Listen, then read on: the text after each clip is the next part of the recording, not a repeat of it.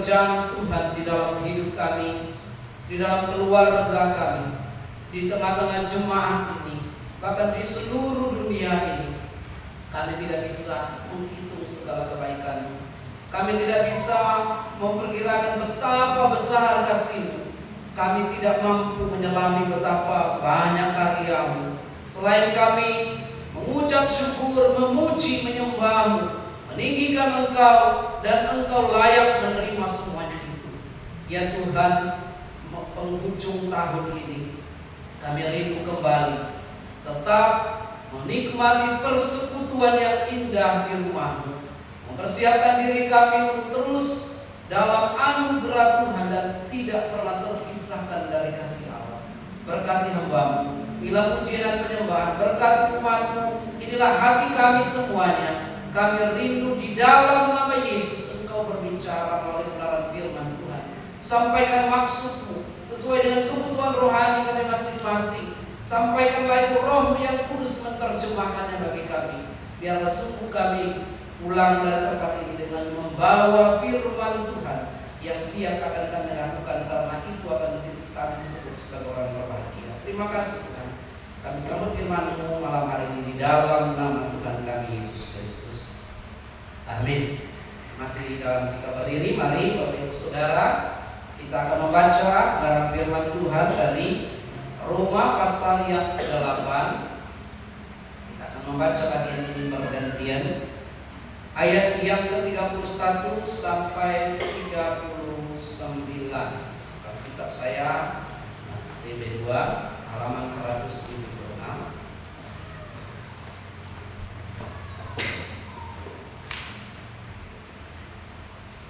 Jika Bapak Ibu Saudara sudah menemukannya, mari kita membaca. Saya berkata ayat yang ganjil, Bapak Ibu, ayat yang genap sampai ayat yang 39. Kita baca bersama-sama. Keyakinan iman. Sebab itu apa yang akan kita katakan tentang semuanya itu? Jika Allah di pihak kita, siapakah yang akan melawan kita?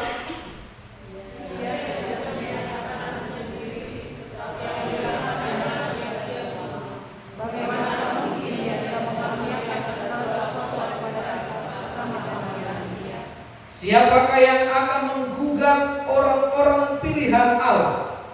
Allah yang membenarkan mereka. Siapakah yang akan menghukum mereka?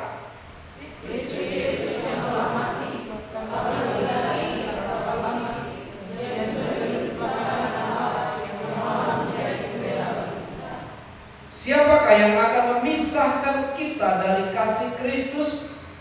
Penindasan atau kesengsaraan atau penganiayaan atau kelaparan atau ketelanjangan atau bahaya atau pedang?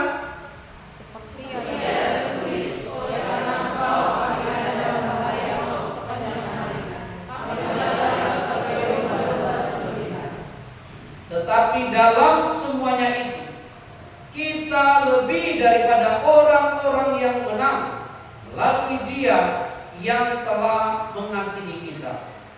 Sebab kami yakin bahwa baik maut maupun hidup, baik yang kebaikan maupun pemerintahan pemerintahan, baik yang sekarang maupun yang akan datang. Bersama-sama. Baik yang di atas maupun yang di bumi, ataupun suatu makhluk lain, tidak akan dapat memisahkan kita dari kasih Allah yang ada dalam Kristus Yesus Tuhan kita. Amin. Silakan duduk Bapak Ibu Saudara yang kekasih dalam Tuhan. Baik, shalom. Selamat memasuki tahun baru. Malam ini kita akan akhiri dan kita bersyukur kita mengakhirinya di rumah Tuhan. Amin. Bapak Ibu Saudaraku yang kekasih dalam Tuhan, kita akan belajar kebenaran firman Tuhan tidak terpisahkan dari kasih Allah. Mengapa sih? Kita akan belajar beberapa hal mengenai kitab Roma yang ditulis oleh Rasul Paulus kepada jemaat yang ada di Roma.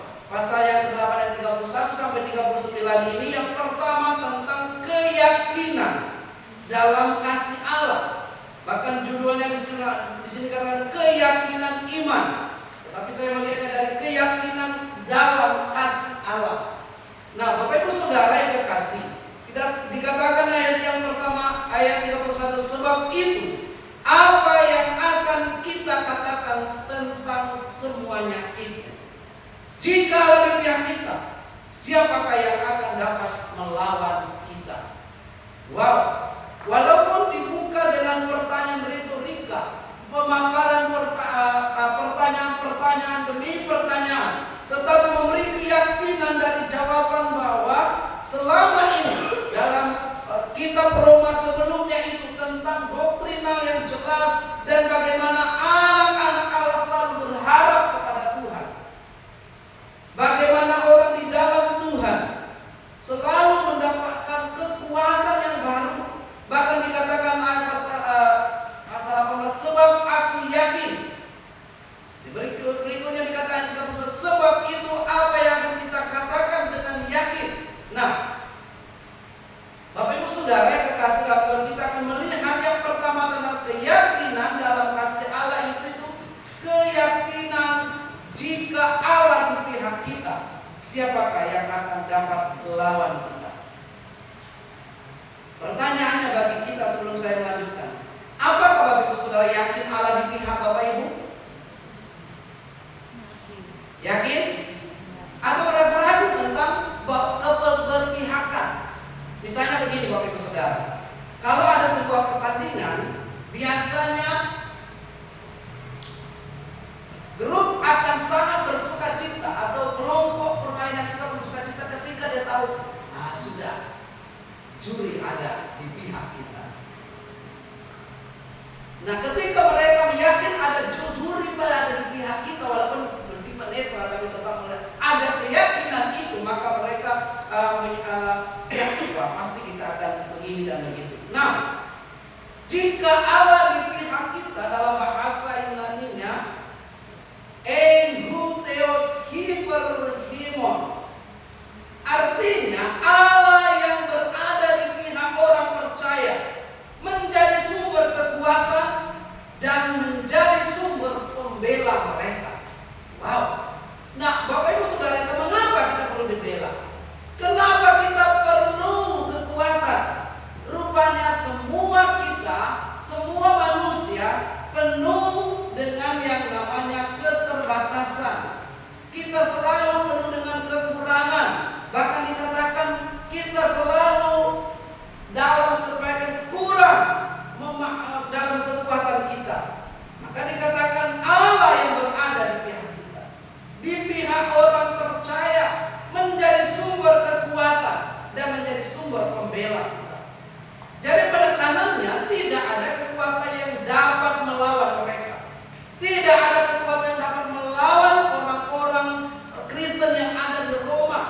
Tidak ada kekuatan yang dapat melawan orang-orang percaya masa kini. Bahkan kita jemaat Tuhan yang ada di ruangan ini, jika Allah di pihak kita, pergumulan, tantangan, persoalan, tekanan maupun juga sakit penyakit dikatakan tidak akan mampu merobohkan kekuatan kita. Nah, Bapak Ibu Saudara yang kekasih dalam Tuhan, berikutnya dikatakan Allah berpihak, penegasan bahwa tidak ada kekuatan apapun yang dapat melawan umatnya, sebab Allah sendiri adalah pembela. Ia menunjukkan keunggulan kasih Allah dibandingkan dengan ancaman apapun juga. Bapak Ibu Saudara yang kekasih, kadang-kadang kita ada ancaman. Ya, bersyukur kalau kita sudah dibebaskan dari ancaman. Tetapi banyak ancaman yang saat ini terjadi. Tetapi dikatakan jika Allah di pihak kita, ancaman apapun juga tidak akan mengendorkan kekuatan kita. Ayat 32 dikatakan alasan Allah sangat mengasihi umatnya. 32 berkata demikian, bahwa Ia yang tidak menyayangkan anaknya sendiri, tetapi yang menyerahkannya bagi kita semua. Bagaimana mungkin Ia tidak mengaruniakan segala sesuatu kepada kita bersama dengan Dia? Anything. Jadi dikatakan ho geto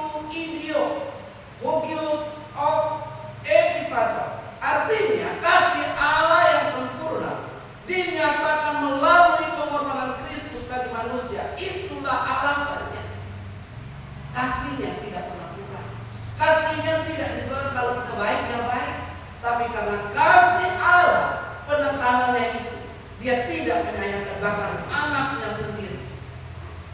Inilah alasannya Allah mengasihi manusia. Ia yang tidak menyayangkan anaknya sendiri, tapi yang menyerahkannya bagi kita semua. Bagaimana mungkin dia tidak mengaruniakan segala sesuatu? Berarti anaknya sendiri dia kasih, apalagi mungkin harta atau kekayaan atau apapun juga, kemampuan, hikmat, semuanya dia akan serahkan bersama dengan dia. Kasih Allah terlihat dalam pengorbanannya yang besar, yaitu memberikan Yesus Kristus bagi keselamatan umat manusia. Walaupun orang beranggapan bahwa salib Yesus Kristus adalah sebuah kebodohan bagi dunia, tetapi bagi kita yang sudah mengenal Allah, bahwa itu sangat luar biasa, karya Allah. Bapak Ibu Saudara yang terkasih dalam Tuhan, maka dikatakan keyakinan karena kasih Allah. Apa berikutnya ayat 33-34? Allah sebagai pembela umatnya.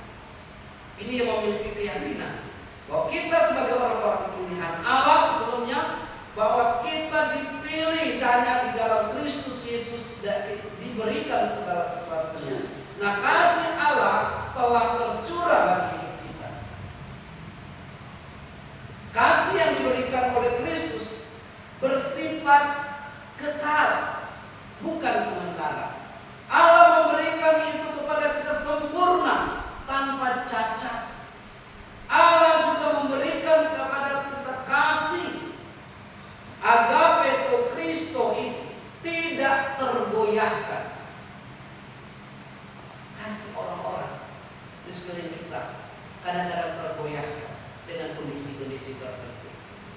Allah dalam Yesus Kristus, dia tidak pernah tergoyahkan sedikit. Penderitaan yang nanti kita lihat atau kesengsaraan.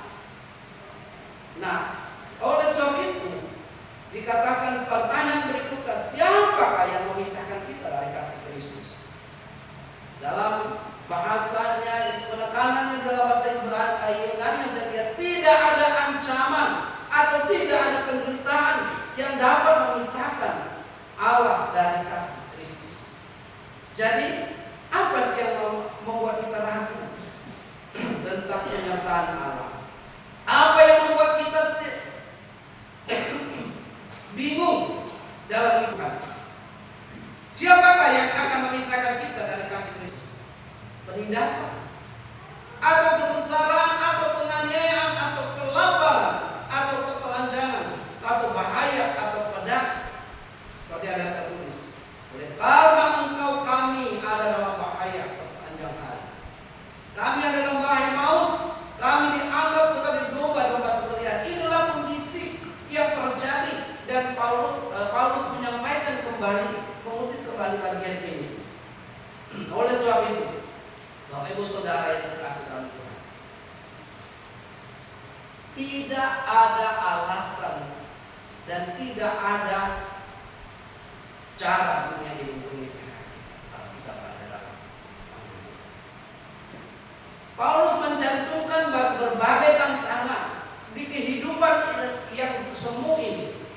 Ada kesengsaraan, ada penderitaan, ada penganiayaan. Nanti kita akan lihat dari contoh-contoh tokoh Alkitab. Ada kelaparan, ada ketelanjangan, ada bahaya, ada pedang, yang menegaskan bahwa semuanya itu bahaya, mengancam, tapi tidak dapat memisahkan kita dari kasih Allah.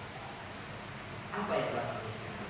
Kalau kita di dalam tangan Allah bersumber, kecuali kalau kita memisahkan.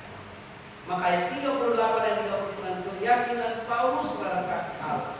Paulus menutup dengan deklarasi, pengumuman yang mantap, yang kuat, bahwa tidak ada yang dapat memisahkan kita dari kasih Allah. Baik maut hidup, maupun malaikat, penguasa di udara, penguasa dan seterusnya di dunia ini, bahkan masa kini atau masa depan, atau kekuatan apapun di alam semesta ini, semua bisa memprediksikan A, B, C dan bahkan kesengsaraan ini dan itu. Tapi kita tidak akan terpisahkan dari keyakinan kita bahwa Allah di pihak kita. Maka inilah yang kita lihat. Alasan Allah sangat mengasihi umatnya yang kita lihat dari eksegesis di dalam ayat 31 sampai 39. Apa sih alasannya Allah sangat mengasihi umatnya? Kejadian 1 ayat 27.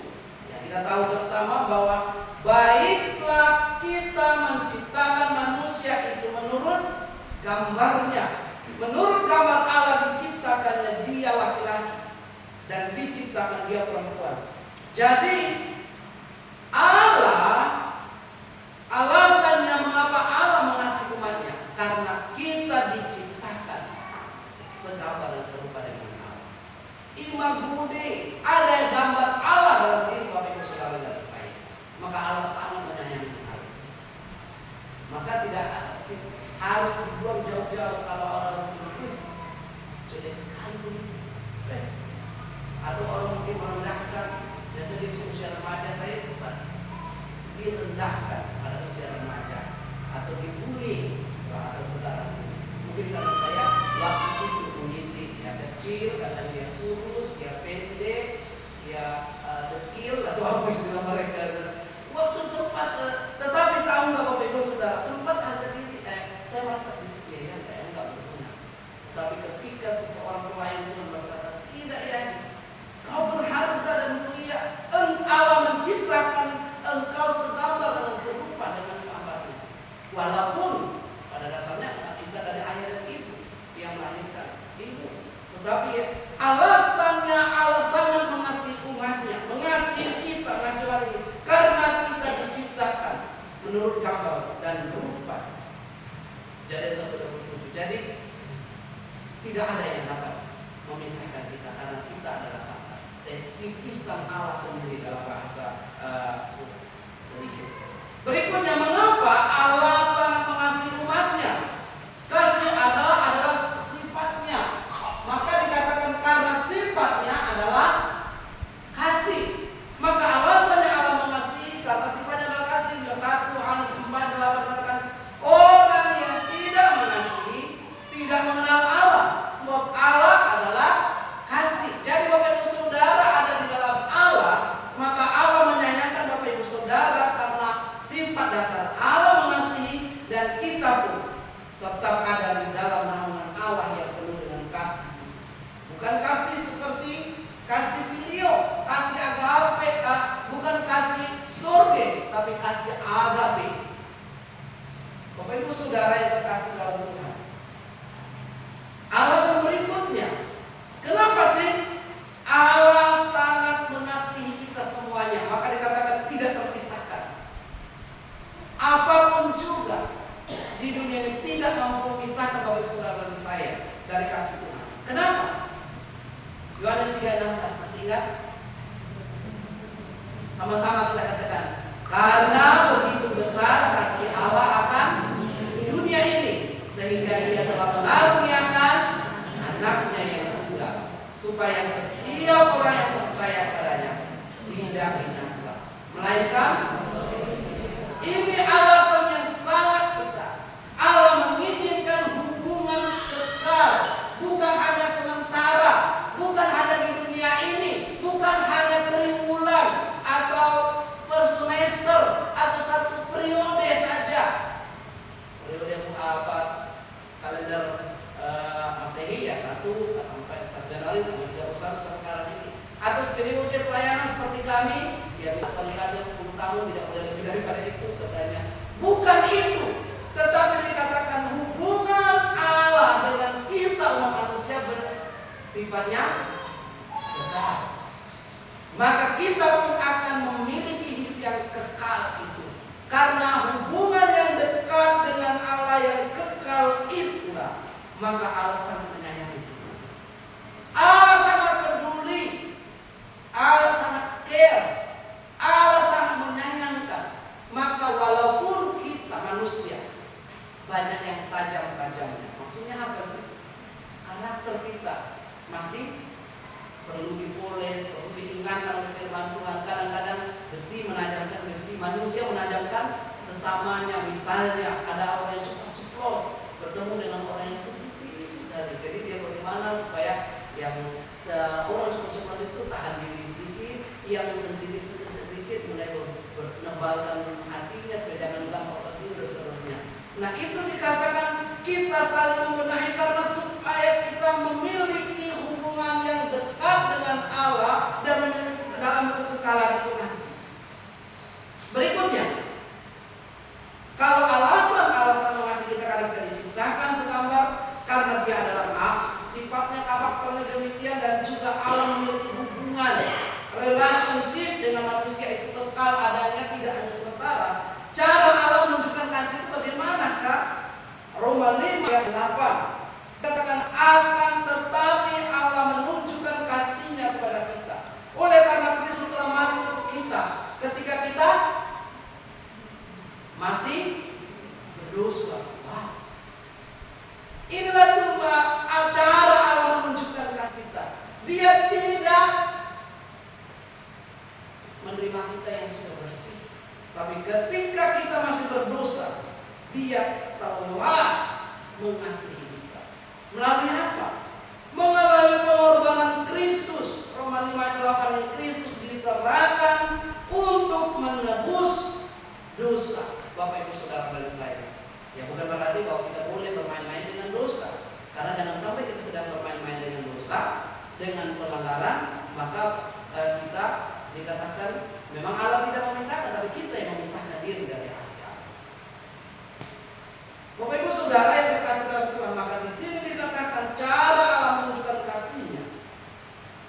Berikutnya dalam Yohanes pasal 14 ayat 16 dan 17. Aku akan minta kepada Bapa, dan Ia akan memberikan kepadamu seorang penolong yang lain, supaya Ia menyertai kamu selama-lamanya, yaitu Roh kebenaran. Dunia tidak dapat menerima Dia, sebab dunia tidak melihat Dia dan tidak mengenal Dia. Tapi kamu mengenal Dia, sebab Ia menyertai kamu dan akan diam di dalam kamu. Jelas dan Lukas, Yohanes pasal 15 ayat 16 sampai 17. Jadi cara Allah mengasihi, menunjukkan kasihnya kepada manusia ialah Dia mau berdiam diam. Dia mau bersama dengan kita, Dia mau menyertai kita, dan Dia mau menjadi penolong, menjadi penghibur, menjadi kekuatan, dan menjadikan kita pada saat kita mewek, menangis, maksudnya Dia memberikan kekuatan.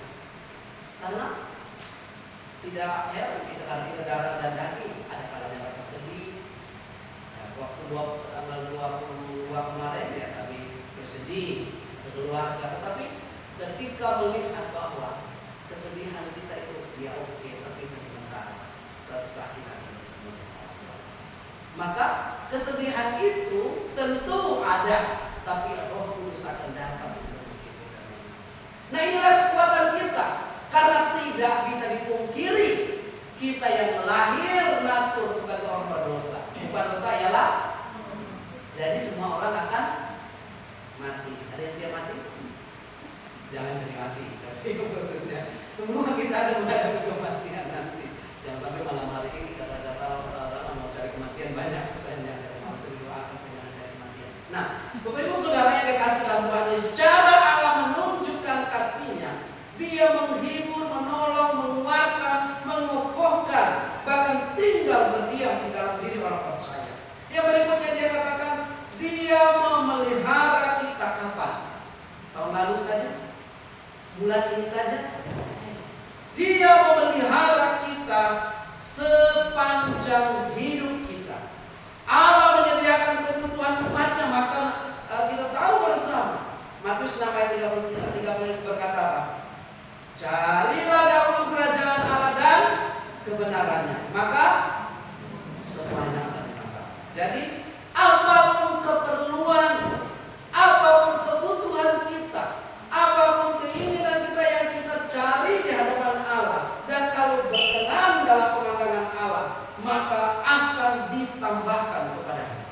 Bapak Ibu Saudara yang dikasih Tuhan, luar biasa bagaimana cara Allah menunjukkan kasih-Nya dan bagaimana Dia mau melakukan terus-menerus.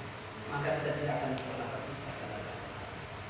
Berikutnya saya akan menunjukkan kepada kita berkaitan dengan bagian firman Tuhan ini, apa sih yang akan memisahkan kita? Dikatakan ayat yang ke-20, maaf 35, 36, 30 dan seterusnya itu apa? Tingkat 1 kita melihat beberapa tokoh gereja yang menunjukkan bagaimana mereka tidak terpisahkan dari kasih Allah meskipun menghadapi tantangan besar seperti di dalam Roma yang kita baca ini tadi. Yang pertama, Paulus. Kita tidak asing lagi dengan tokoh ini. Penganiayaan dan kesetiaan pada kasih Allah selalu dialaminya. Rasul Paulus, penulis surat Roma ini, adalah contoh utama seseorang yang tidak terpisahkan dari kasih Allah. Dalam 2 Korintus 11 ayat 23 sampai 28, Paulus mencatat penderitaannya. Dia pernah dicambuk, dia pernah dipenjara, dia pernah menghadapi bahaya dalam perjalanan pelayanannya misi. Ada kelaparan, pernah dihianati, namun ia tetap teguh dalam keyakinannya bahwa kasih Kristus lebih besar dari semuanya itu.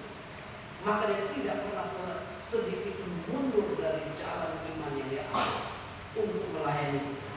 Bapak Ibu Saudara yang kekasih dalam Tuhan, maka Roma 8 ayat 18 jelas disingkatkan, sebab aku yakin, ini Paulus menyampaikannya, bahwa penderitaan zaman sekarang ini tidak dapat dibandingkan dengan kemuliaan yang akan dinyatakan kepada kita. Wow.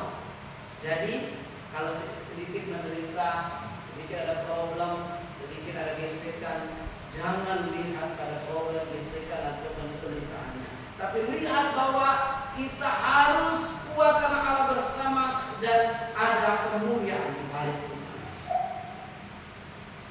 Paulus percaya bahwa kasih Allah memberikan kekuatan. Kasih Allah dari surga menjadi penghiburan yang melampaui penderitaan dalam hidup. Berikutnya, tokoh yang kedua, kita melihat bagaimana tak terpisahkan dari kasih Allah. Tokoh Martin Luther, keyakinan di tengah ancaman. Bapak Ibu Saudara yang kekasih dalam Tuhan, Martin Luther yang kita ketahui bersama adalah tokoh reformator yang menghadapi ancaman dari gereja Katolik Roma pada zaman itu, tahun 1521, dan kekaisaran Romawi suci ingin menjatuhkan dia karena perjuangannya untuk membela kebenaran firman Allah yang terdapat dalam Roma pasal 1 yang kita tahu tahun 17 dan 16 dan 17. Nah, dalam peristiwa Deed of War, ketika diminta untuk menarik ajarannya, Martin Luther berkata, di sini aku berdiri, aku tidak dapat berbuat lain. Tuhan penolong aku. Tuhan penolong aku. Bayangkan, sama-sama orang percaya kepada Tuhan, tapi juga bisa membuat nyawanya terancam, hidupnya terancam, tetapi dia katakan, Tuhan penolong. Bapak Ibu Saudara yang kekasih, sehingga Luther menemukan penghiburan dalam kasih Allah yang dia yakini melalui iman kepada Yesus Kristus yang ditulisnya dalam Mazmur 46. Kalau Bapak Saudara lihat, dia tulis kembali dalam tulisannya, Allah itu bagi kita apa? Tempat perlindungan dan kekuatan. Jadi ketika Bapak Ibu Saudara kalau bahasa sekarang dibully, atau mungkin kalau kita menghadapi tekanan, atau mungkin dimusuhi orang karena tanpa alasan, kita tidak bisa membuat orang suka terus sama saya, tidak bisa. Ada kalanya orang tidak suka dengan kita, tetapi dalam menghadapi pergumulan itu, bacalah Mazmur 46, membuat kita kuat. Allah itu bagi kita tempat perlindungan dan kekuatan. Dia sangat terpuji. Jadi Luther yakin bahwa kasih Allah adalah kekuatan yang memampukan dia untuk bertahan dalam kesulitan. Dia berkaitan dengan Roma ini tadi, jadi tidak ada tekanan yang dapat memisahkan dia dari kasih Allah. Yang berikutnya, Corrie ten Boom, kasih Allah di kamp konsentrasi. Corrie ten Boom, seorang Kristen Belanda, dipenjara di kamp konsentrasi Nazi selama Perang Dunia Kedua. Karena menyembunyikan orang Yahudi, maka dia dianiaya. Sebagai perempuan dipekerjakan keras. Dalam buku The Hiding Place, ia menceritakan bagaimana kasih Allah menolong dia di tengah tengah kekejaman camp yang ada di Ravenborough. Ia dan saudara perempuannya menghadapi tekanan, persoalan, dan juga kerja paksa dan disuruh ini itu, tetapi saudara perempuan Besti, mereka berdua, Besti dan dia, memimpin doa, membaca Alkitab, dan menguatkan sesama tahanan yang ada. Wow, Corrie berkata, tidak ada jurang yang begitu dalam sehingga kasih Allah tidak lebih dalam lagi. Penderitaan kami tidak dalam, tapi kami tahu bahwa Allah ada dalam penderitaan kami. Di tengah penderitaan ekstrem, Corrie menyaksikan bahwa kasih Allah tidak pernah meninggalkan dia. Ini beberapa contoh. Dan yang berikutnya dikatakan Dietrich Bonhoeffer, keyakinan di tengah penjara dan kematian. Dietrich seorang teolog Jerman di penjara dan akhirnya dihukum mati oleh rezim Nazi karena melawan Hitler. Kematian di depan matanya. Tetapi saudaraku yang terkasih, dalam suratnya dari penjara ia menulis, hanya di dalam kasih Allah kita menemukan kebebasan sejati. Dikatakan bahwa meskipun tubuh kita terbelenggu dan sebentar lagi nyawa saya terpisah dari tubuh saya. Wow, ini luar biasa. Kalau bukan pekerjaan Tuhan mungkin nggak bisa pengakuan dengan terkasih. Tetapi inilah yang dilakukan. Bahkan dalam menghadapi kematian, Bonhoeffer tetap yakin akan kehadiran Allah, tetap yakin akan kasih-Nya, kasih Allah yang besar, kasih Allah yang memberikan keberanian untuk tetap setia sampai akhir. Yang terakhir kita akan melihat contoh Teresa atau Ibu Teresa dari Kalkuta, kasih yang menembus kegelapan. Bunda Teresa atau Saint Teresa of Calcutta melayani orang-orang termiskin di dunia. Apa yang dia cari di sana? Tidak ada selain ketaatan kepada perintah Allah untuk memberitakan Injil kepada orang-orang miskin di dunia. Di Calcutta ia mengalami masa-masa panjang, bahkan malam-malamnya dipenuhi dengan malam gelap bagi jiwa. Saat ia merasa jauh dari kehadiran Allah, saat penderitaan dan dia melihat di mana-mana kusta, di mana-mana orang terkucilkan, di mana-mana penderitaan, di mana-mana sepertinya tidak ada harapan. Namun ia menulis, aku hanya alat kecil dalam tangan Allah. Meskipun aku merasa jauh, meskipun aku berhadapan dengan sakit penyakit, dengan kemiskinan, aku tahu kasih-Nya tetap ada dan saya tahu. Kasih Allah memampukan Bunda Teresa untuk terus melayani meskipun hati berhubung dengan keheningan ini. Meskipun penderitaan dan sakit dialami, kasih Allah tetap ada. Bahkan saat kita tidak setia pun, Dia tetap ada lagi.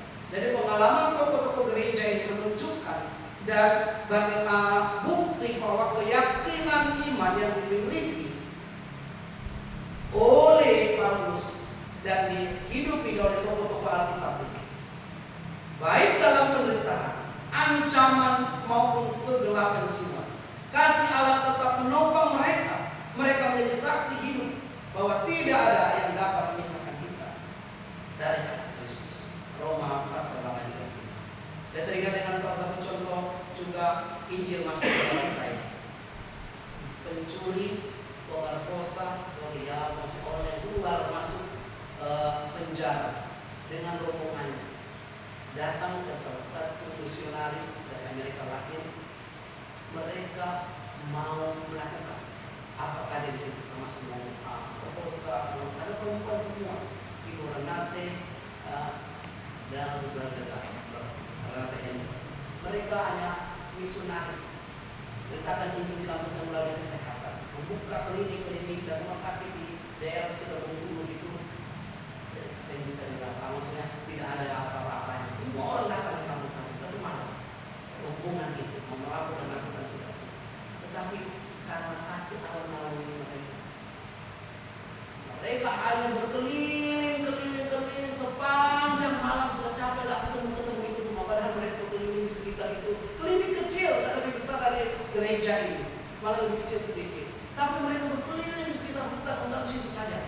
Sampai aku ketemu dengan orang mau pergi ke sawah pagi-pagi. Kenapa kalian jalan-jalan ke sini? Tapi mereka tetap ada jalan sana, jalan ke sini dan seterusnya. Tetapi setelah kecapean mereka kata, di manakah tempat klinik?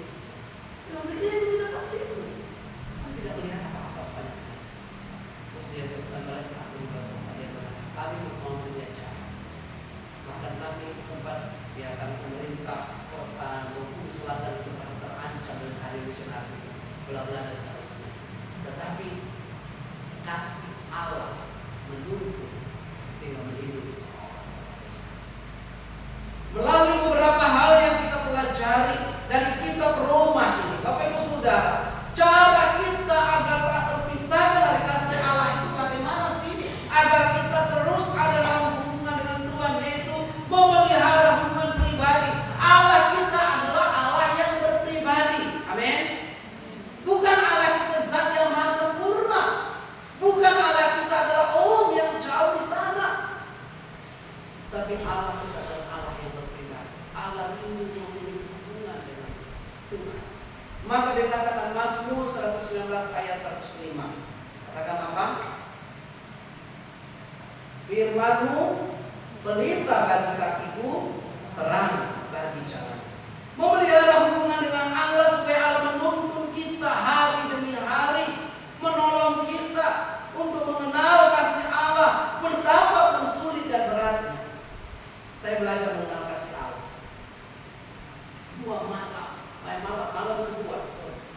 Malam kedua subuh-subuh ketika saya tinggal bersama istri saya, rasanya nyeri sekali hati saya. Terus saya mau karena jauh di sana untuk jangan tidak bisa bernafas. Ini pikiran yang mau diucap padahal memang dia sudah bernafas, tapi dalam sekali rasanya. Saya datang kepada Tuhan saya sendiri, tidak ada siapa-siapa di pastori, di rumah, di kamar ini. Tolong saya, berikan kekuatan kepada saya. Atau sekalian ambil saja. Saya sempat di titik itu, Bapak Ibu Saudara, karena kehilangan. Tetapi ketika kita berseru kepada Allah, saya baca firman, dan firman berkata, Allah mengerti, Allah peduli, dan pada saat yang sama kasih Allah menaungi, memberikan penghiburan dan kekuatan, sehingga besok pagi saya bisa seduh dan saya bisa kami ada ucapan syukur dalam jemaat Tuhan yang ada di Jemaat Yohan. Bapak Ibu Saudara yang terkasih, perlunya kita membaca firman Tuhan untuk menguatkan kita setiap langkah. Kalau orang bilang, jangan dulu, tapi tidak, Bapak Ibu Saudara. Firman Tuhan itu terang bagi jalan. Berikutnya, tetap beriman di tengah pencobaan. Kita tahu bersama bahwa pencobaan, penderitaan, sakit penyakit, kekurangan tidak akan pernah hilang dari dunia ini dan akan selalu kita jumpai. Kita nggak undang, dia akan datang. Apalagi kalau kita undang. Seperti kita undang penderitaan. Ada orang undang penderitaan. Dokter bilang sakitnya gula tinggi, terus kolesterol tinggi, semakin kita ya daging nira misalnya. Tapi kadang-kadang kita undang seperti itu. Nama Yesus bisa, saya bisa makan. Aku tiba-tiba kami dengar seseorang habis pesta ucapan syukur, gifting. Ketika itu mulai ke bengkok, kenapa itu tetangga jauh sana? Dia banyak makan daging, terus tiba-tiba mulut Alfara itu bengkok, karena dia makan jeruan apa ya, dalam-dalamannya dan semuanya. Itu namanya kita mengundang penderitaan. Jangan kita undang, dia akan datang. Kita nggak minta, dia mengintip. Halo, saya akan datang. Bapak Ibu Saudara yang terkasih, untuk itu tetaplah beriman di tengah pencobaan. Maka 2 Korintus pasal 4 ayat 8 berkata, kami diserang dari segala pihak, namun kami tidak terjepit, kami kebingungan, tetapi tidak sampai putus asa. Banyak yang memusuhi kami, tetapi tidak pernah kami tinggal seorang diri. Dan meskipun seringkali kami dipukul sampai didera, namun kami tidak mati. Dalam bahasa Indonesia sehari-hari saya membacakan. Oleh sebab itu tetap beriman bahwa pencobaan, kalau Tuhan belum izinkan, bahkan dikatakan sehelai rambut di kepala kita, Tuhan tahu tidak akan pernah jatuh ke bumi tanpa sepengetahuan Tuhan. Oleh sebab itu tetap melaksanakan Tuhan. Yang terakhir, cara kita jemaat Tuhan agar tidak terpisahkan dari kasih Allah itu. Allah tetap memegang kita, tapi peran kita adalah tetap hidup dalam kasih kepada Allah dan sesama. Kasih Allah kepada kita sudah nyata dan final. Dia mengasihi kita dari kekal, tapi kita bisa menjauhi kasih Allah. Oleh sebab itu bagi kita kasih kepada Allah dinyatakan melalui ketaatan kepada perintahnya. Yohanes 14:5, jikalau kamu mengasihi aku, kata Tuhan, kamu akan menuruti perintah. Maka peganglah janji Allah. Seorang pun tidak akan dapat bertahan menghadapi engkau seumur hidup, kata Yosua 1:5. Seperti aku menyertai Musa, demikian aku akan menyertai engkau. Aku tidak akan membiarkan engkau dan tidak akan meninggalkan. Bapak Ibu Saudara yang dikasihi dalam Tuhan. Kesimpulannya, Roma 8 ayat 31-39 adalah puncak dari keyakinan akan kasih Allah yang tak tergoyah. Kita dipanggil untuk hidup dalam kebenaran. Kita dipanggil dan sulit dalam Tuhan. Kita akan menang atas tantangan dan pergumulan hidup ini. Amin. Karena Allah yang penuh kasih memegang tangan kita, maka tidak ada yang dapat memisahkan kita dari kasih Allah. Amin. Ya, saya minta supaya ada respon, jangan sampai karena kita akan berdoa dan tidur semua ini. Karena itu Bapak Ibu Saudara, tidak ada kuasa di dunia ini dalam memisahkan. Pertanyaannya, bagaimana Anda merasa kasih Allah itu? Bagaimana kita merasakan kasih Allah itu? Itu pengalaman pribadi. Alamilah bersama dengan Tuhan. Dan yang berikut, apa langkah praktis supaya kita dapat terus berada dalam kasih Allah? Karena tahu nggak, dunia ini akan berusaha menjauhkan kita dari kasih Allah. Mungkin kalau dia lemah dalam pemerintahan, mungkin kalau dia lemah dalam uang, dia bisa meninggalkan Tuhan. Ada orang yang karena cinta uang, akhirnya bisa meninggalkan uang, meninggalkan Tuhan gara-gara uang. Ada juga kalau penderitaan, kesulitan dan pergumulan seterusnya. Tetapi bagi Tuhan, dari sisinya Allah, keyakinan kita tidak ada yang dapat memisahkan kita. Sebab aku yakin, baik maupun hidup, baik malaikat maupun pemerintah, baik yang ada sekarang maupun yang akan datang, kuasa-kuasa berikutnya, baik yang ada di maupun di bawah maupun di atas, tidak akan dapat memisahkan kita dari kasih Allah yang ada dalam Kristus Yesus. Karena kita adalah umat kemenangan. Mari kita berdoa. Bapa di surga, inilah kami anak-anak-Mu. Kami sudah di dalam Tuhan. Namun Tuhan, seringkali kami tidak siap menghadapi penderitaan. Dari kacamata Allah, kami tidak siap menghadapi tekanan dan persoalan hidup. Kami seringkali lemah dalam banyak hal. Untuk itu ya Tuhan, kami mohon kepadamu, kami tetap berharap kepada Allah bahwa Engkau selalu bersama dengan kami senantiasa. Malam hari ini kami akan mengakhiri tahun ini bersama dengan Tuhan. Untuk itu tolong kami untuk memaknai Yesus Kristus sudah diberikan kepada kami. Darahnya telah tercurah untuk menolong kami, memahami bahwa Engkau begitu mengasihi dan peduli, dan Engkau akan menyelamatkan kami. Pengorbanan sungguh mulia, dan kami mau mengenangnya dan hidup dalamnya, bahkan menyaksikan segala karya. Dalam nama Tuhan Yesus kami bersyukur. Amin.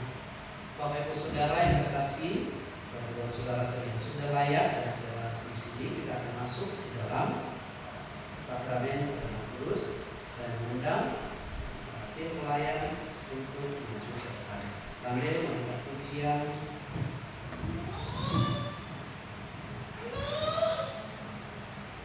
Yesus curahkan darah.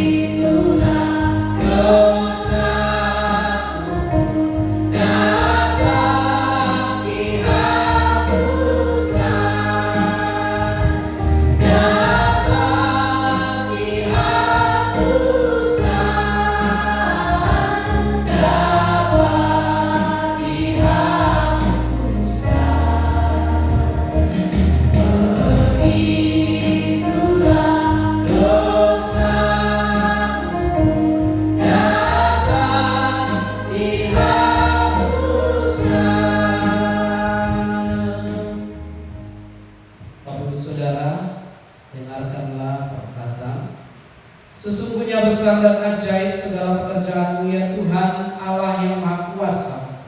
Wahyu 15 ayat 3. Allah telah mengaruniakan hidup yang kekal kepada kita dan hidup itu ada di dalam Anak-Nya. 1 Yohanes 5 ayat 11. Kristus telah menebus kita dari kutuk hukum Taurat dengan jalan menjadi kutuk karena kita. Galatia 3 ayat 13. Saudara-saudara yang terkasih dalam Tuhan Yesus Kristus, marilah kita mendengar berita penetapan perjamuan kudus sebagaimana tertulis dalam 1 Korintus 11 ayat 23 sampai 26. Sebab apa yang telah kuteruskan kepadamu telah aku terima dari Tuhan, yaitu bahwa Tuhan Yesus pada malam Ia diserahkan mengambil roti dan sesudah itu Ia mengucap syukur atasnya. Ia memecah-mecahkannya dan berkata, inilah tubuhku yang diserahkan bagi kamu. Perbuatlah ini menjadi peringatan akan aku.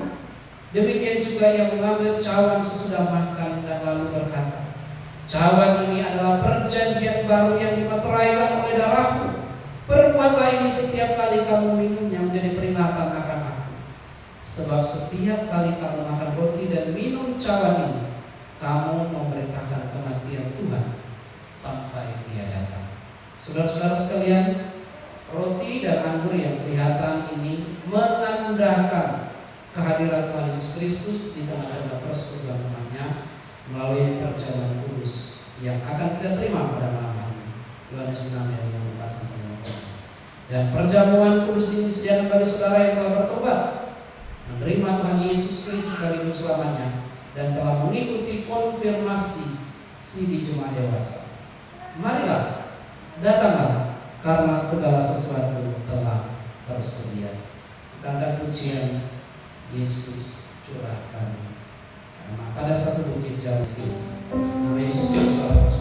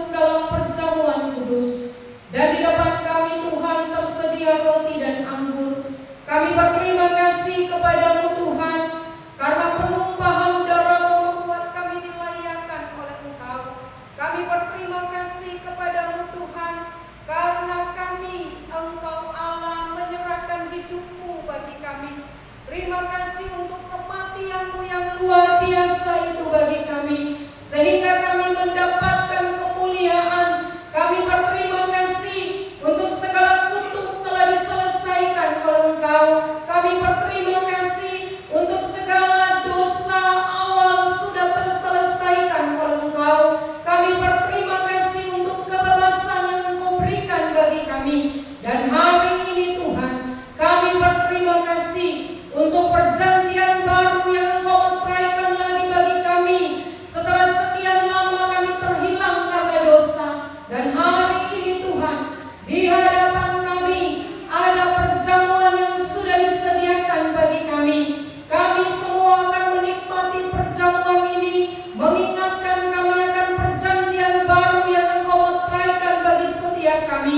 Terima kasih untuk penumpahan darah-Mu. Terima kasih untuk tubuh-Mu yang diserahkan bagi kami, membuat kami mengalami kebebasan dan kelepasan di dalam Engkau. Dan saatnya Tuhan, ketika kami menikmati cawan ini Tuhan, anggur yang Engkau sediakan bagi kami dan roti ini, biarlah semua kami penuh dengan ucapan syukur. Hati kami terarah dan terfokus kepada Engkau, sehingga tidak ada satupun dari antara kami yang kedapatan melakukan kesalahan yang membuat pelanggaran bagi tiap pribadi kami, karena Engkau sudah mati bagi kami. Berkatilah Tuhan darah yang Engkau curahkan bagi kami, yaitu anggur yang Engkau siapkan bagi kami malam hari ini, dan juga roti yang Engkau berikan bagi kami sebagai lambang tubuh-Mu. Kami akan menikmati dengan ucapan syukur. Engkau memberkatinya di dalam nama Tuhan Yesus. Amin.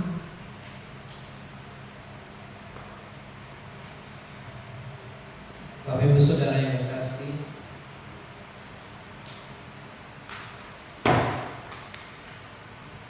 roti yang kita pecah-pecahkan ini mengingatkan kita akan tubuh Tuhan kita Yesus Kristus yang terpecah-pecahkan, diserahkan bagi kita untuk menebus dosa kita.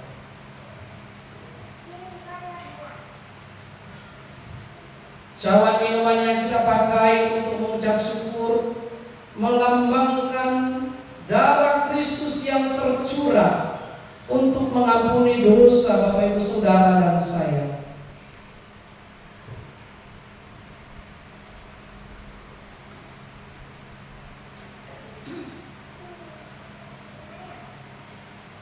Ambillah dan bagikanlah di antara mereka. Ambillah dan bagikanlah di antara mereka.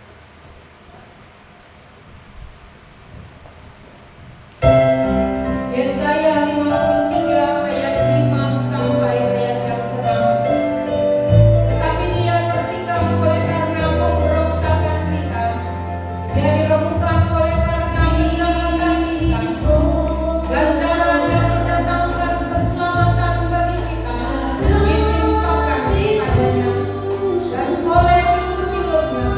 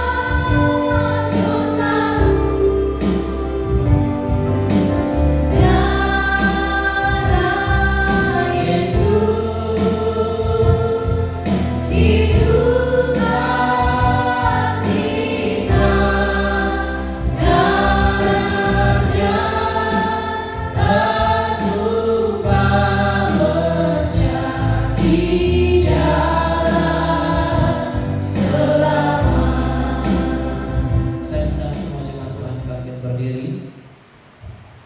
Mari kita memegang roti di sebelah tangan kita, diangkat di atas bahu. Tuhan Yesus Kristus berkata, inilah tubuhku yang diserahkan bagi kamu. Perbuatlah ini menjadi peringatan akan aku. Makanlah.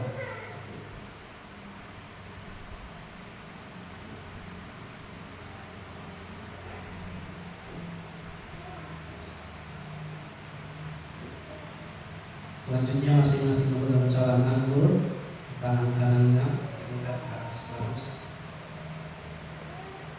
Tuhan Yesus Kristus berkata, cawan ini adalah perjanjian baru yang dimeteraikan oleh darahku. Perbuatlah ini setiap kali kamu meminumnya menjadi peringatan akan aku. Minumlah.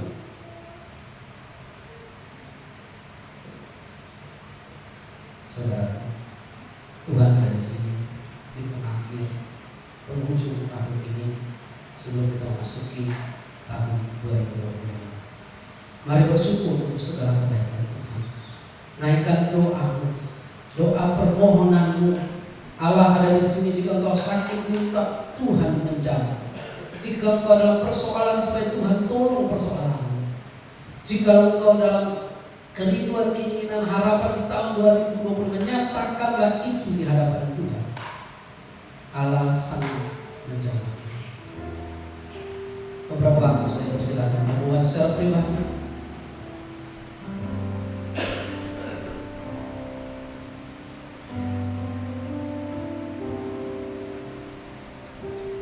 Terima kasih ya Tuhan. Begitu besarnya kasih bagi kami. Kami boleh menikmati kebaikan-Mu dari 1 Januari 2024 sampai malam hari ini tanggal 31 Januari 2024. Banyak perkara yang sudah Kau izinkan. Banyak syukur dan doa yang kami menikmati. Banyak jawaban-jawaban doa, maupun ada banyak juga pergumulan dan tantangan, sakit penyakit, bahkan mungkin kehilangan dari orang-orang yang kami cintai. Dan malam hari ini hamba meneguhkan jemaat Tuhan yang berdiri di rumah, mereka yang menghadapi pergumulan hidup. Di dalam nama Tuhan Yesus, biarlah Engkau hadir, menyatakan kasih-Mu, menjawab doa mereka. Jika ada di antara jemaat Tuhan yang menghadapi sakit penyakit yang belum selesai atau belum disembuhkan, mau berdoa di dalam nama Yesus. Engkau adalah dokter di segala dokter, tabib di atas segala tabib. Darah Kristus akan menyembuhkan dan memulihkan. Jika ada antara jemaat Tuhan ada yang bergumul dengan keluarga, anak-anak, masa depan, pasangan hidup, malam hari ini hamba berdoa dalam nama Yesus, jadilah sesuai dengan kehendak-Mu.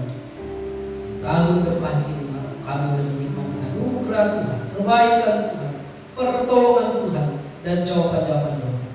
Jika ada di antara kami di jemaat yang masih bergumul dengan kelemahan, dengan setiap dosa, maupun di dalam setiap pergumulan secara pribadi, dalam nama Yesus, kami adalah umat pemenang. Biarlah kami menang bersama dengan Engkau di tahun ini, dan menikmati kebaikan Tuhan. Kami tidak akan terpisahkan dari kasih Allah yang begitu besar. Terima kasih Tuhan, Engkau akan memberkati jemaat. Dan hamba juga memberkati jemaat. Karena seluruh jemaat ini terpelihara, diberkati, dikokohkan dan semangat, dan terus menikmati kebaikan, kemurahan, kasih setia dan rahmat Tuhan di sepanjang hidup mereka. Kasih Kristus selalu ada dan nyata. Mujizat Tuhan dinyatakan dan mereka alami. Di dalam nama Tuhan Yesus, bawa jiwa-jiwa baru untuk kami boleh bersama-sama menikmati kebaikan Tuhan di rumah Tuhan. Terpujilah nama Tuhan. Dalam nama Tuhan Yesus kami berdoa. Haleluya. Amin. Silakan duduk kembali, angkat pujian kembali. Ada satu yang sudah serahkan diri sampai seperti itu.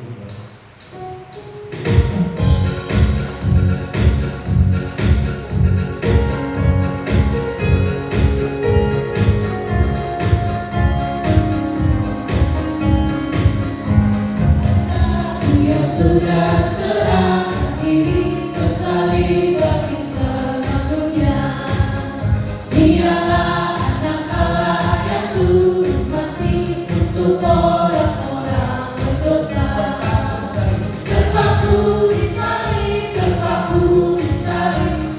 maju.